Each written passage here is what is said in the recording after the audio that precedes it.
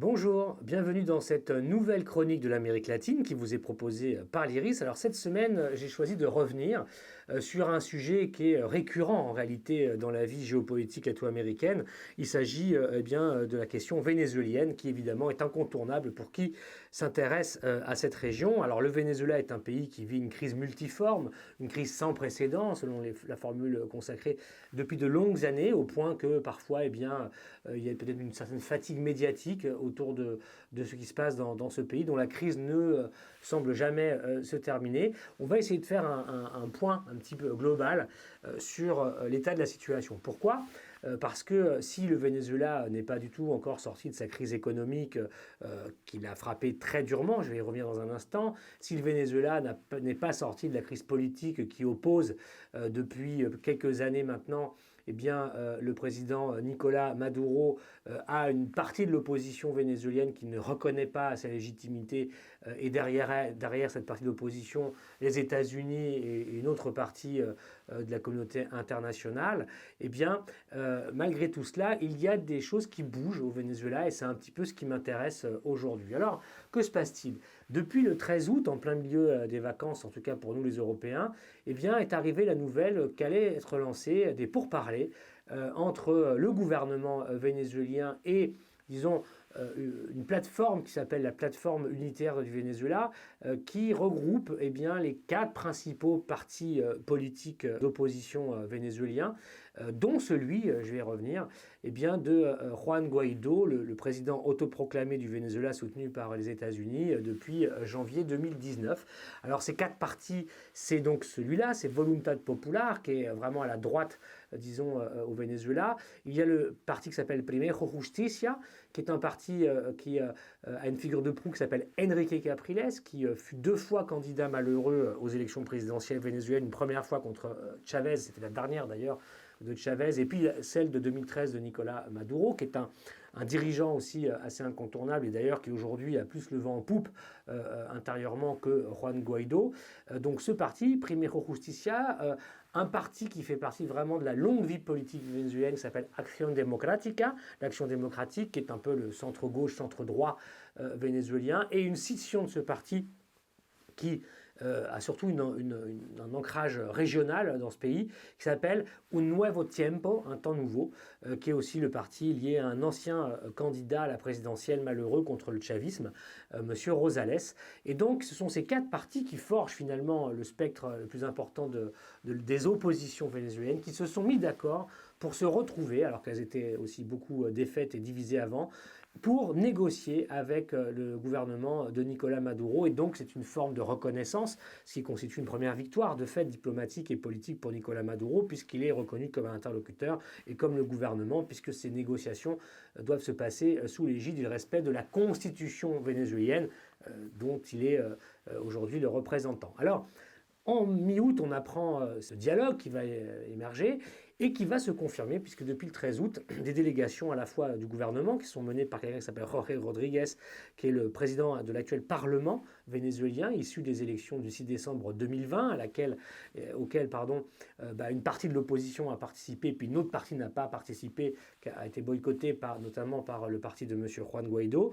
Il dirige la délégation gouvernementale, et en face, il y a une délégation qui est donc composée de ces 4 partis, qui est dirigée elle par M. Gerardo Blyde, qui négocie au Mexique, à Mexico. Donc c'est le pays gouverné par López Obrador, Andrés Manuel López Obrador, qui accueille finalement un dialogue politique qui n'était pas attendu entre le gouvernement et ses oppositions. Ce dialogue a déjà connu 3 sessions, 3 rounds, comme on dit en anglais, de discussion au mois de septembre. La dernière s'est déroulée juste avant l'enregistrement de notre vidéo, du 25 au 27 septembre, et elle a encore marqué quelques avancées, en tout cas une continuité de ce processus de discussion. Alors, évidemment, la crise du Venezuela, elle est profonde sur le plan économique, je vais la schématiser. Un pays qui a perdu environ les 2/3 de son volume économique, les 2/3 de son PIB en 8 ans. Une économie qui est passée grosso modo de 300 milliards de dollars de ce qu'elle pesait il y a quelques années en arrière à aujourd'hui à peine 40. Donc l'économie s'est beaucoup rétrécie. Une hyperinflation constante.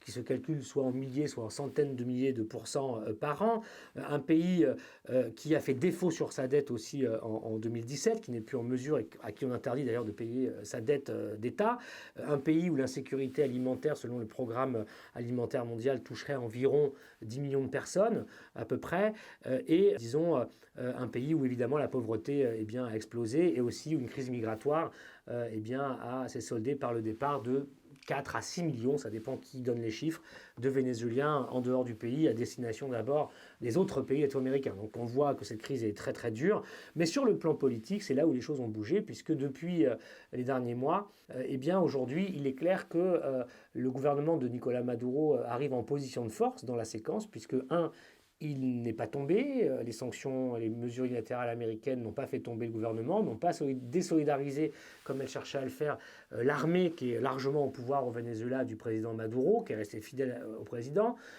L'armée n'est pas passée du côté de Juan Guaidó.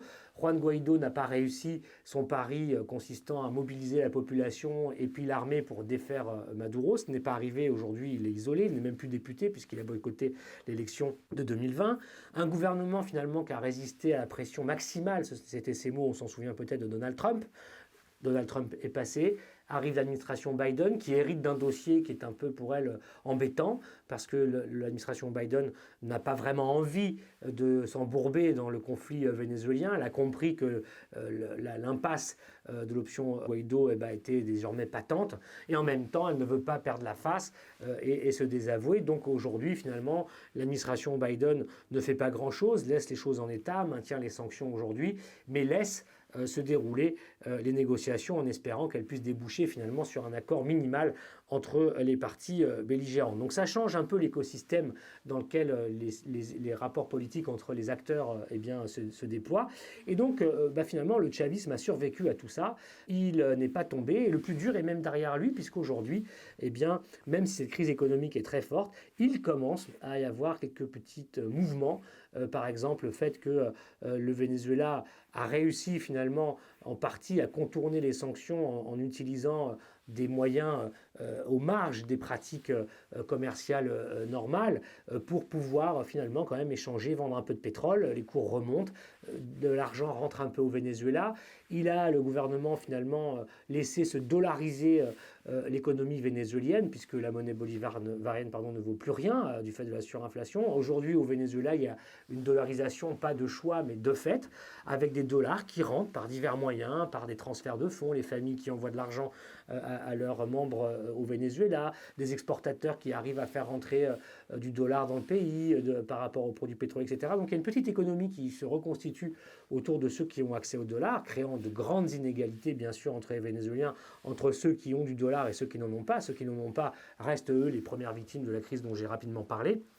60% d'entre eux, des Vénézuéliens, aujourd'hui n'arrivent pas à acheter tout ce dont ils ont besoin pour vivre pendant un mois. C'est quand même ça aussi la réalité du Venezuela. Enfin, en tout cas, il y a une petite économie qui repart, des services qui repartent. On peut trouver au Venezuela des services comme ici Uber ou d'autres choses, pour ceux qui peuvent le payer en dollars. On peut importer des produits de l'extérieur, puisque les sanctions, elles touchent tout ce qui touche à l'État et aux entreprises publiques. Donc c'est en train de repartir comme ça, l'argent revient.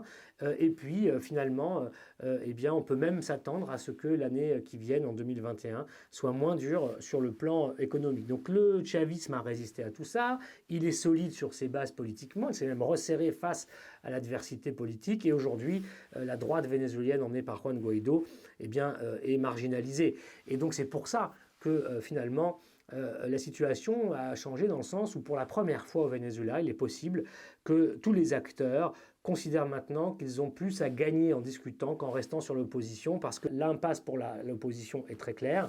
Et pour le gouvernement, la situation est quand même très difficile face aux mesures unilatérales. Et c'est ça le fond de la question. Alors, ce qui va se discuter pendant ces négociations, c'est essentiellement les choses suivantes. Pour le gouvernement, il n'y a qu'un sujet qui compte, c'est l'allègement ou même la suppression des mesures unilatérales qui pèsent sur l'économie et les finances du pays. Ça, c'est ce que veut le gouvernement et il est prêt à faire des concessions sur le plan politique. Il en a fait déjà plusieurs. Il a refondé le Conseil national électoral à la demande de l'opposition. Il a libéré beaucoup de gens qui étaient embêtés ou emprisonnés au Venezuela ces dernières semaines et derniers mois.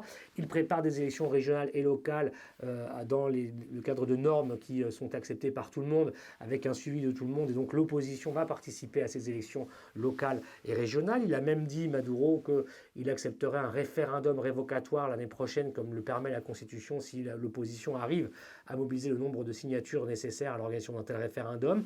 Mais par contre, ce qu'il ne veut pas négocier, c'est la remise en cause de la fin de son mandat présidentiel, qui l'emmène jusqu'à fin 2024.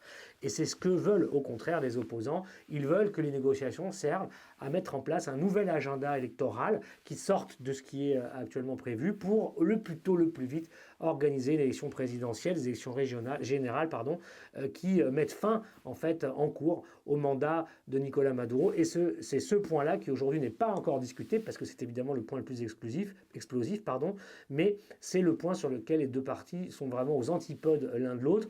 Et dans l'intervalle, tout se discute et donc on a des négociations qui permettent d'avoir un contact nouveau entre le gouvernement et son opposition, qui permettent aux deux parties de s'être mis d'accord sur un plan d'urgence d'entrée de médicaments, de vaccins pour sauver et vacciner les gens par rapport au Covid-19, qui permettent aujourd'hui de sécuriser un certain nombre d'activités économiques, de demander conjointement la levée des sanctions. Alors évidemment, l'opposition, encore une fois, soumet cette demande à l'organisation d'élections générales et le gouvernement ne soumet rien du tout à cette condition. Il veut les sanctions levées. Mais en tout cas, ça avance comme ça. Et donc, il faut comprendre que ces négociations, pour la première fois depuis 10 ans, ont réellement des chances d'avancer, même si le processus est fragile et qui peut exploser à tout moment, sous la pression des uns des autres, sous la pression extérieure aussi, c'est possible. Mais en tout cas, et c'est important de le signaler, pour la première fois, un processus de négociation est bel et bien en route au Venezuela et les deux parties sont disposées à concéder, à faire des compromis permettant de limiter en quelque sorte l'implosion du pays, car chacun n'y a pas intérêt.